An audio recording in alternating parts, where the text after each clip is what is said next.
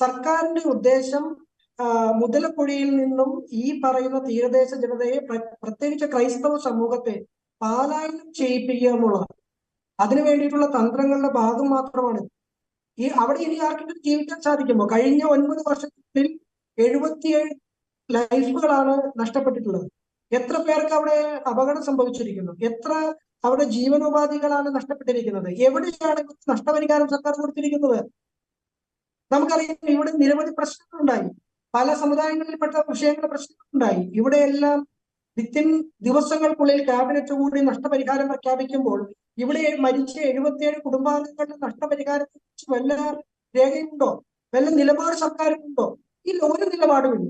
അപ്പോൾ ഈ പിന്നോക്ക വിഭാഗത്തിൽപ്പെട്ട, മൈനോറിറ്റിയിൽ തന്നെ പിന്നോക്ക വിഭാഗത്തിൽപ്പെട്ട ലത്തീൻ സമുദായത്തോട് തീർത്തും അവഗണനയാണ് സർക്കാരിന്റെ സമീപനം. ഒപ്പം